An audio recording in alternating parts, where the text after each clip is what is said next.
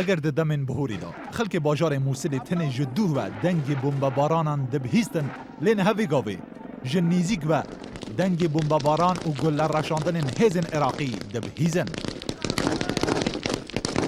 لروجا 16 یا اپراسیون گرتنا موصل پیشوچون هزن عراقی جبو گرتنا تاغن عنیا چپ آباجار موصل ددومه و اب هزنه چون ناو چند تاغن باجار و چند گنجی گرتنه.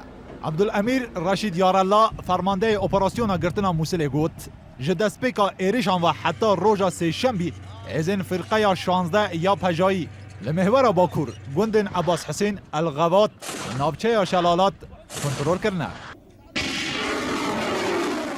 هفدم اوده یا راگهاندن شهر یا عراقی و سر به وزارت بروانیا وی والاتی گوت لمحور باشور روجهلات هزن سر به فرقه 9 آزره پوش و لیویا 3 یا سر به فرقه 1 ناوچین تویله شهرزاد گرتنه. جو علی دلوه طالب شقاتی سروک سازیا دجی تیرورا عراقی راگهاند هزن وان ناوچه گوگجل لروجهلات باجار موصل گرتنه و سپاه عراق چویا سینور اداره باجار موصل.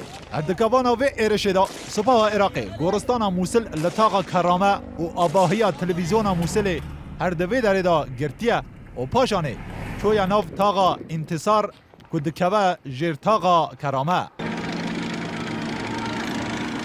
ایزن 8 شعبی لمحور باشور روجوای موصل هر تم پیش ودچن و راگهاندن شهر یا 8 شعبی گرتنا گندن خویتیله خربه علی زیدی و ابو حجیره دانا خویا کرن. هر دکوانا رزگار کرنا موصل دا 8 شعبی ل 29 جوتمه دا اپراسیونا گرتنا تلعفر راگهاند و بالیوزخانه یا بریتانیا لعراق اشکره کر حتی نه هزن 8 شعبی 17 گند لروجاوای موصل گرتنه.